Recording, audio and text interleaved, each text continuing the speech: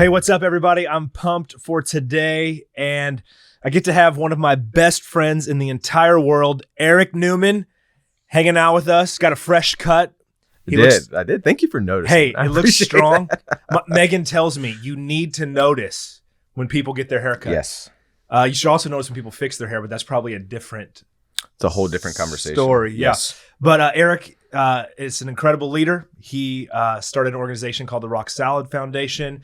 He's an author. We'll talk about that in a little bit. But man, him and I have had this idea for years of coming together for a moment like this and helping people, helping leaders. We both do that in our own right. And so, I'm excited to have you on today and see what God does and the conversation goes to. It'll be fun. Thanks for having me. It's been a long time coming. So now it is happening. So it's coming into existence. So I appreciate you having me. Yeah, it's going to be good. It's going to be awesome. And now Brandon's got some random questions for us today. Yeah, we always want to have a little bit of fun, Eric, before we really get into things in the podcast. So today we're playing a game called 5 Random Questions. I'm going to ask you guys 5 questions that are completely random about things that people don't normally talk about. So you ready? This is going to be great. All right, so number 1. If you could instantly learn any language right now, what would you choose? Is it me first? Or you can go first. I would definitely choose Spanish, just because of places that I've been traveling. I'm noticing it's more and more of the dialogue. I think that's the right word. Yeah. So I would choose Spanish. Dialogue or dialect? I don't think it's dialect. You should know that. Right. We should look at one of these. We should look at one of these mini. So I was just going show. Instinct. That's what we have to do with these is instinct. Okay. So I went Mandarin.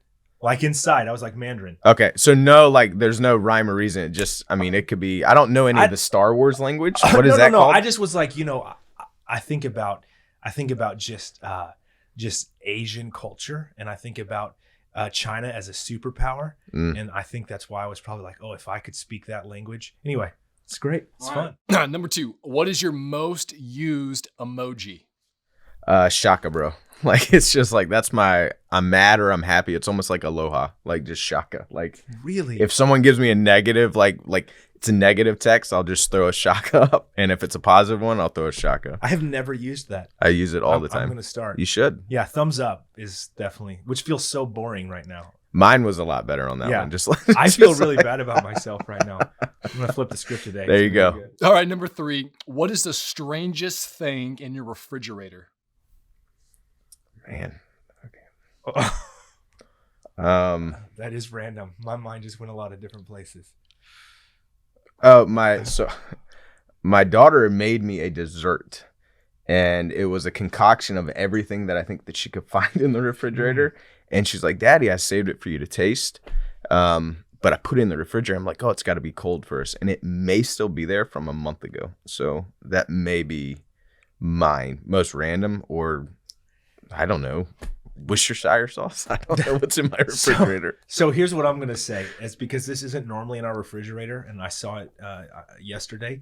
American cheese singles. Like those...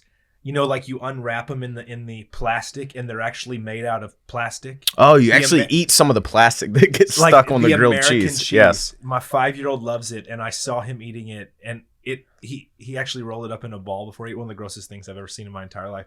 But I think that's the grossest thing in my fridge. I don't think you should be able to legally sell those. What so you made a comment about it being plastic, like you know what I'm talking about? Have you seen that cheese? The Kraft one singles. Like yes. Up. Okay, got you. Yeah, okay. so it's wrapped in the plastic. Yes, it's made of plastic also. That's interesting. There's nothing but chemicals in it. I think it says it has made from real milk. But it's like 2% cheese. 2% cheese, but we call it cheese just for namesake. Yeah, I think that's it. Sliced cheese. Sliced cheese. Number 4. We should make that. Have you ever cheated at a board game? Man, I don't really like board games. I hate board games. Yeah, I'm not. No, I would say no, but I hate to lose at them. Maybe that's probably why I don't play them. Yeah. I haven't, and it takes too long. My attention span. So Monopoly, a lot of the popular ones, it takes too long. See, the reason I don't like to play them is because if you win, you don't get anything. So I like to know if I'm going to put effort in and win at something. Bragging rights, I guess. Yeah, but I just don't care about those that much, I guess. That's true. Show me if the you money. Need bragging rights, it's probably because you're insecure in your identity. We could do a whole that's a whole nother one on that. Whole nother episode. Yeah. But I would say no. No. Yeah, I don't know. Okay. Yeah. Fair. Because in case somebody says let me I was add right, some more to that because I'm confident that if I've seen my kids cheating, that I've probably cheated so that I could beat them. That's fair. I also think I didn't play that many board games. My mom's extremely competitive and she hates to lose. So I think the board games weren't allowed in the Newman household because if I did win, it wasn't accepted, right? So I love You're my like, mom, I'm just not doing but it. I'm just done. I'm out. Like it's not worth it for me I love it. to play a board game. So It's great. That's a good one. Those were All good right, cool. questions. Well, here's my favorite one. Number 5. You've been given an elephant. You can't get rid of it. What do you do with it? I'll let you answer that one first. You can't get rid of it. Can't get rid of the elephant. Well, I would start a company doing Took it, Dag. I was going to say elephant rides and pictures with elephants. And we would then go global, and I would buy another elephant, mate them. You would make them? Oh, mate. Sorry. I'm with you now. I'm not Okay, We said we were keeping this episode I know, PG. I'm sorry, I was like, maybe what? PG-13. Understood now. Yeah, so I the name doesn't come off the tongue immediately, but yeah, I would start a company where you come get your picture with an elephant, and then I would try to reproduce it, and we'd go global. Honestly, I think we would make millions of dollars relatively quickly because every kid I know would love to get to sit on top of an elephant. Man, the entrepreneurial mindset is shining. I love it. I love it. That's why we get along so well. We right hate when you board said games. it, yeah. I'm like, do you want to play And a we're board an game or entrepreneur. get an No. elephant? I'm like, give I'll us get an an elephant elephant, right yeah. now. Team here. I think mine would, man, if I had an elephant, I would take it on a walk. Like I would just walk it more than my dog. Like I have a love-hate relationship with my dog, but I would walk an elephant. And was it with Dumbo? If you put a feather in its nose, it flew. Is that right? Yes. Is that I would Disney? try that. Is that Yes, is it's Disney? Disney. Dumbo Disney? Yeah. I don't know, maybe, Yeah. but I just think there's a That's feather great. somewhere. I would give it a feather and see if it Yes. can fly, This is and then I would walk it on a leash. This is incredible. You know, my personality right now is I'm like, how much does it cost to get an elephant? Like if we So I tried not to rent an elephant one time, but a fainting goat, and they won't let you rent fainting goats. I Yeah. think they're one of the most incredible creatures out there. It just makes me laugh. Like I would scare it, and it would faint, it's so great. and I would laugh. So that Yeah. wasn't the question. It wasn't. We're all. gonna need to really keep Hey, this that was on great. script. Hey, so thanks, Brandon. That was great. Thank you, man. Eric, let's make a big turn right now so that this is actually helpful for people that are listening and watching. I want to start really with where we are today, where you kind of are today, and then we'll work our way back. We'll weave in some of our relationship, I'm certain, but what just what's gone on in your life and brought really what the moment you're at. So you recently released your first book. I did. What Hope Looks Like, and maybe just in a nutshell, which that's a terrible choice of words, but maybe just in a synopsis. This is incredible. Dialogue, dialect, either way, we're hunting. We're Talk doing good. to us about why you wrote this book and about what you hope will happen. So the reason I wrote the book, What Hope Looks Like, Use Your Pain to Fuel Your Purpose, is I truly believe that people have gone through pain of no fault of their own in their life. And if they're able to navigate the pain that they've walked through, then they're able to then like aim that direction, aim that purpose to help another human being. And I really think that a lot of people get scared of the word purpose. It's not a mystical thing. I think it's just a direction. It's a framework. But finding purpose through your pain, there's healing because you have to stop in this craziness of this world. You have to stop. You have to identify the pain, and then you have to almost like conquer it, write it down, identify it, because I believe everybody's been given scars. But once they heal, why not show the world your scars? Because someone's walking into something that you just walked out of. And this book is a framework on how, for me, when I first started Roc Solid, I had to Google how to start a nonprofit, how to really run a business. I just lost everything in my construction company, and I hated everything that I saw. And as an entrepreneur, we even talked about it, making money with elephants, right? Like as an entrepreneur, that's what we do as a leader, as a business owner, is like we try to solve problems. And the problem with this book that I'm trying to solve is if someone's been through some pain, there is purpose through that pain. And how can we navigate that? And how can we aim that and help another human being? Love it. Well, I read the book in 2 days, which there's not a lot of books I read that fast. That makes me happy. That makes my heart is thumping out of my chest. You know, I genuinely did. It's the first time. Well, like I said, you're one of my best friends, and so to to get to read a book that you wrote, and I'm underlining and making notes through it. It is a powerful book. Anybody who's watching, who's listening, I do want to encourage you, grab a copy of What Hope Looks Like, because whether you're starting a nonprofit or just want to be a better leader, it will help your life a ton. You mentioned Roc Solid. I think I just breezed through it a little bit earlier, but you started an organization called Roc Solid Foundation, building hope for kids with pediatric cancer. You're a pediatric cancer survivor from Right. when you were, tell me again how old you were. 3 years old. When you were 3 years old, you were first diagnosed with that. So, and you're 39? 39. Yeah, I'll be 40 in June. Let's so go. I don't really Come say on. that out loud too often. Come on. So So, but I'll be 40. so we've got 36 years Right. that I want to kind of work with for the remainder, at least in the personal side of our conversation. Okay. And I want to jump off of the tag on the cover of your book, using your pain to fuel your purpose. And as we think about our listeners today, as we think about people out there and the way our minds work and the reality that we just end up going places in our minds sometimes, and there's painful scenarios and situations, but what I would say is the pain's typically worse in your mind than anywhere. Mm. And so you have to make a decision with the way you're thinking about your pain before you can ever actually see it become purpose. Yep. And so maybe even as we just walk through this back and forth, let's start with some memories for you as a kid, and or things you've seen in maybe some of the kids you've worked with and families you've worked with, and how they've learned to think, how you've learned to think, or you've been like, I could take this pain and I could actually use it for purpose. So I think even with that pain right in that area, pain can either become your prison or it can be your platform. So I've always struggled with that. And so either the pain that you've gone through literally inside of your head can become the building blocks of your prison and you don't even know it. And so for me, I found myself, I had 2 cousins with pediatric cancer. The second one passed away around 17 years old, and I threw away everything with cancer, but the pain was still locked up. Mm. That moment, I turned from everything. I turned from God. I turned from the people that cared most about me because out of fear, which was created right in my brain, that the cancer was going to come back and get me. So automatically with that fear, I began to just put building blocks around myself, which therefore created a prison. So my pain was my prison. Wow. And then lost everything, built my construction company, landscaping company, ended up losing everything, found myself in Costa Rica. And then I made a decision. I wrote down a word hope on a piece of paper. And then what I realized, that little word hope became the cell block key to now what was my building blocks of my prison now become the building blocks of my platform.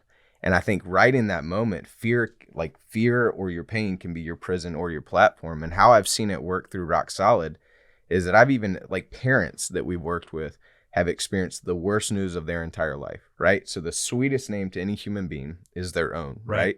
Then after that is their kids' names. Well, some of the families that we have the honor to work with, they've lost their kids. That's that's the largest pain that you could probably go through. Right. It's not natural.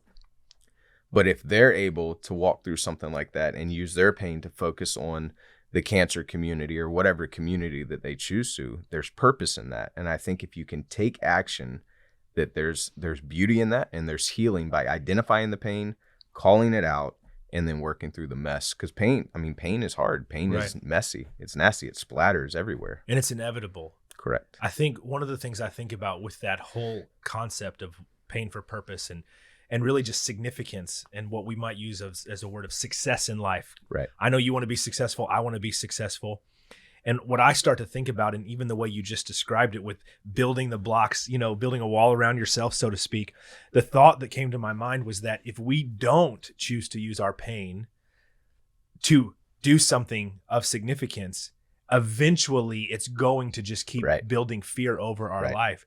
And what would you say, or what do you think about this thought that the reality for all of us is that a lot of times the pain isn't a super significant thing? Now, again, we're talking about what you came from a pediatric cancer world. You're talking about families, walking through the most devastating pain so many of us could imagine. But I think about conversations you and I have as friends. I think about things I walk through, that sometimes the pain is literally an emotion I have in the morning. Talk about that just a moment. How do you think about taking that and going, how could I make that significant or take that and use it for purpose? Well, I think even just the emotional, because we're emotional beings. And we even had a conversation a couple days ago, the fact of pain doesn't have to be this huge thing of cancer. Right. It can be that you catch wind that someone said something negative about you, right? But the reality is, if you catch wind of it, it creates the pain. And if you don't process through that pain, it gets stuck right in here. And then that still continues. That may not be a huge building block, but it's the mortar that's reiterating the story that you've already created in your mind. And I think just navigating that emotional block is, I would say a couple ways that I'm able to do it is I have great people around me, but not allowing that to like blow up into a larger pain. You got to call it out. You got to identify it just like you have to with the larger pain points in your life. But all of us, we have a choice, right? Or if you have a disagreement with someone, disagreement is not the person, it's the situation. So I think depending on what level of what level of pain that you identify, the first part is identifying it. And you teach on this, you wrote on it. Don't allowing the stories in your head, right? Get it out and speak. I mean, I'll say it to you and you're like, well, that's a lie, right? Right. So having those people are important too. I think what's making me think about when you said painment, and I totally think there's a play on words there that we could totally do. I just tweeted it, so that's mine, not yours. But you think about it like we're building something that's deadly with our painment.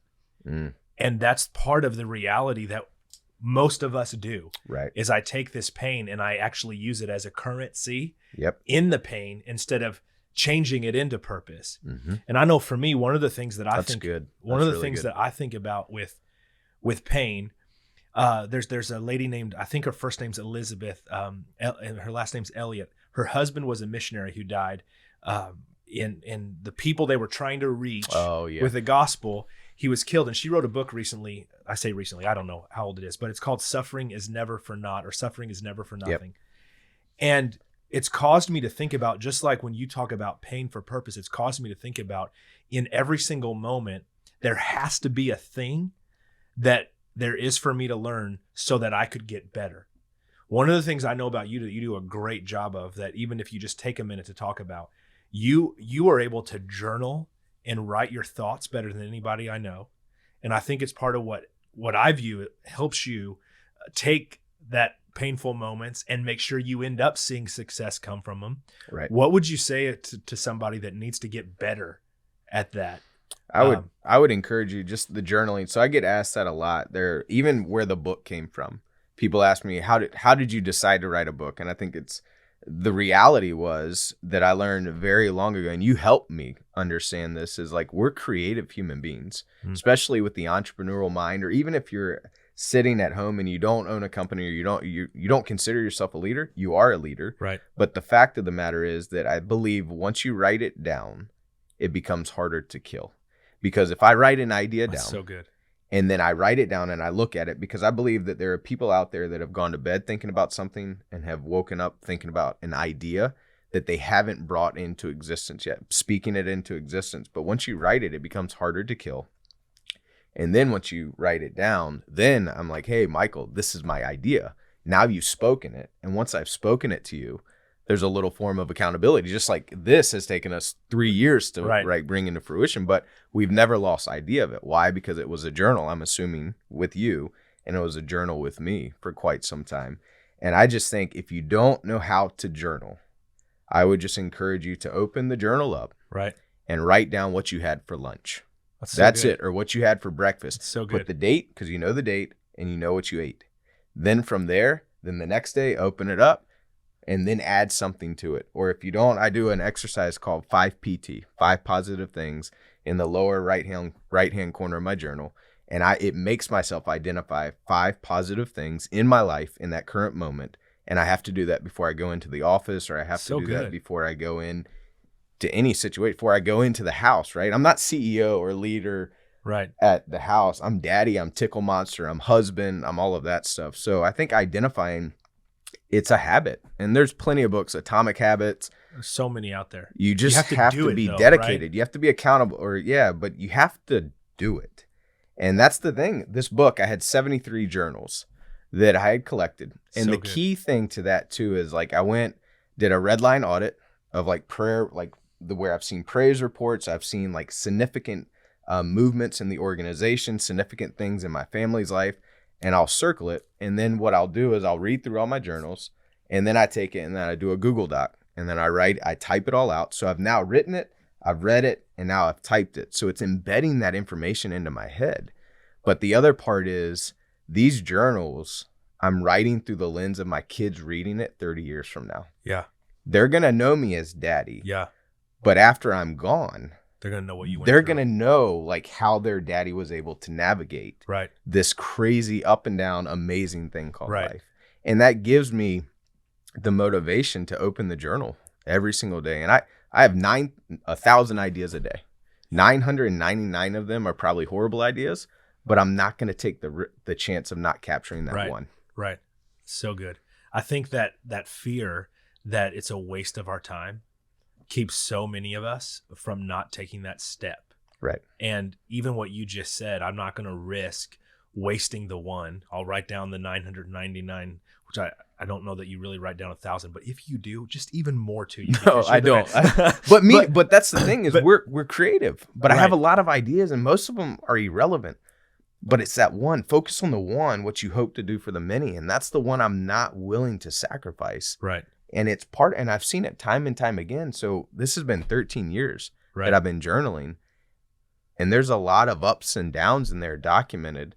There's a lot of valleys that you've walked with me through. And there's a lot of mountaintops. Right. It's not worth for me. Like, that's my secret sauce. Like, I get asked a lot. Like, I'm like, Google's my best friend. Right. I cry a lot. I pray a lot. And I journal. Yeah. And I got great people around. Don't you love, and we're just having fun today, by the way. When I say we're having fun, what I mean is that I'm bringing you in. Part of me having Eric on today, I believe it's going to help you that are listening today. But also, this is just a lot of our life. Like, we have conversations a lot like this because it helps us as leaders. It helps us as friends. Right. And so that's what I'm hoping to do for a lot of you today. I think that it's interesting, and part of what you just said, that people look, when you become in the world's eyes successful. So you are, I think you call yourself chief play officer. Chief play officer. There you go. So come on. When you got to know your friends. But so traditional CEO perspective, right? Like leader of a nonprofit that has had really massive growth in the last few years. Right. Authored a first book, and people look when that kind of thing happens, and it's like, oh, this person just all of a sudden, or this overnight success. Yeah. And anybody who has a platform or influence, and so some of you are listening to this and you have a platform or influence to some level, what I would say is that the longer it takes you to even really have any voice that someone would listen to, the greater impact you will have for the long run. That's good. Social media has really just destroyed that perspective over the last 10 years because you can go viral, you can get followers, you can get a video, and you don't necessarily have a pain story and have learned how to turn your pain into purpose. You don't necessarily have to have worked through. I was with you. We were on a ski trip. It's been right at 2 years ago. And we should go to Colorado right now. I was getting ready to say, now that you bring back the time, I thought we were supposed to do that like once a year, but the pandemic we got to get there. But 2 years ago, you're working on this book. Right. And it was like, you skipped an afternoon of skiing. So even for people to hear that, we're 3 guys skiing for 3 days in Colorado. And Eric's like, no, I'm going to stay at the house because I need to get this. I don't know if it was a chapter or what part, but you had to spend time writing on your book. And so I think that part of what all of us could learn about pain is that there's more pain when we do decide we want to actually use our pain for significance. Correct. So kind of not ending, but bringing this pain aspect to a close. How do you deal with that pain? And when I say that pain, I mean like it's the discipline pain. But when you're like, I know I'm going to miss out on this, or I know I'm going to have to go through this, but it's going to be worth it. How do you do that? I would say dealing with that is I've been gifted. I can kind of see things as they can be, not just as they are. But I do believe that the sacrifice makes it It makes it sweet. And so there's been many a time, even choosing not to go snowboarding, choosing not to so I'm extremely busy. We all are extremely busy. But to write this book, I think it's 97% of people at one time in their life say they want to write a book, but only 3% actually do. So then when you start dissecting that, well, why, right? It's because it takes discipline. and sacrifice. Like I had to get up at 4 a.m. I heard Kobe Bryant say it on, I think it was his retirement speech. Like, what's your 4 a.m.? If you want to stand out, if you want to do things differently, what are you willing to get up at 4 a.m. to do? Yeah. And so I started getting up at 4 a.m. to edit this book down. And then it's the sacrifice. Like I was exhausted. I was tired.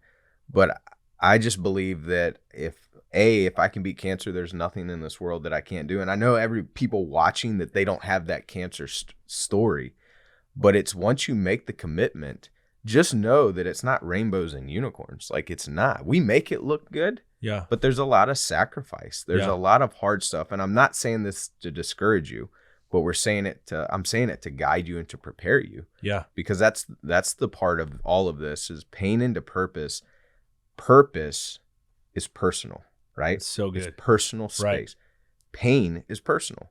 Purpose is personal. And this book was more like I learned more about this than I think that what anyone will ever read, because it was the heart work. Heart work is hard work. And so you have to focus in. You got to be willing to put the sacrifice in. But I am a better human being because of that book, not because of the money that it produces, not because of like the podcast or the speaking stages. I'm a better human being because I showed myself and my kids and my friends and my family what dedication and sacrifice looks like. And now there's something to show for it. Right. And that's something that my kids, my grandkids, and people will have for a very long time. Right. And I think the big key for all of us today, for everybody listening, is that you just hit it. Your story doesn't have to be cancer. Right. But you all have a pain story. Every single person has a pain story. And one of the biggest mistakes we could make is to think that our pain isn't significant enough to have impact or to have purpose that would really help people. Because what that's doing is it's minimizing our reality. Right. And it doesn't mean that you have to author a book. It doesn't mean that you have to start an organization. It doesn't mean you have to pastor a church. We can go down a ton of things, lead something huge. It doesn't mean that. But it does mean every single person has walked through something and is walking through things every single day. For us, we walk through seasons, which, my 5 kids, and it's like, gosh, this week was just so hard. Right. I feel like I haven't slept, or this is going on or that. Well, I think that's a pain season that there's significance to find in that. I think that's why, as you mentioned, journaling is so important. And I think we must make sure we don't just wait for the next big pain so that we could have another big, a big book or do something big. But like in that day to day, how do I make sure that this has purpose and this has significance? And I just want to encourage everybody to make sure you do that, because we can live and know, each season, each moment has significance. So any final thoughts, encouragements? Oh man, I would just encourage you to, and I do, like, it doesn't have to be this huge thing. And I go back to like focusing on the one, what you wish you could do for the many.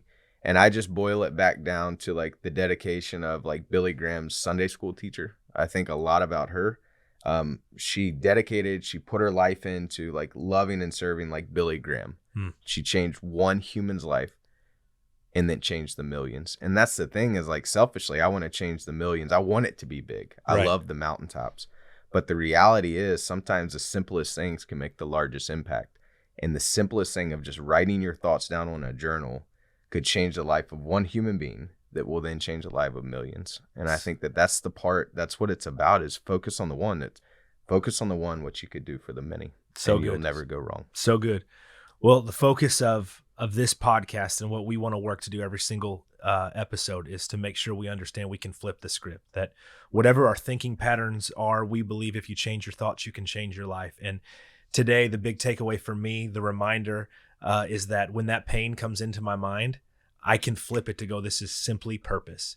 I don't need to throw this pain away, but it has purpose for my life. And so whatever that looks like for you, the days ahead, as it'll be 2022 before we know it. We'll end one year, launch into another one.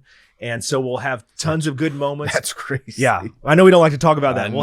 We'll have tons of good moments. But when that pain does start to come in, that's where we can flip it and remember this moment, that we can see and experience purpose in every single part of it. So, man, thank you for what I know will be the first of many conversations that we'll have with microphones. But Eric, you're doing it. You're a great leader. You're a great dad and great husband, great friend. And I'm thankful for you. Thanks for being on today. Thank you for having me. Awesome. Well, hey, there you have it. If you haven't already, we would love it if you would subscribe on whatever platform you're on right now, so you'll get notified as soon as a new episode drops. We plan to release a new episode around the beginning of each month. Also, leave a review, share this out, tell your friends about us. And you can also email us at info@flipthescriptlife.com. Thank you so much to those that emailed us after our last episode. We love reading how this podcast encourages you and getting your feedback on what you'd like to learn about. So thanks so much for listening. We'll see you next time.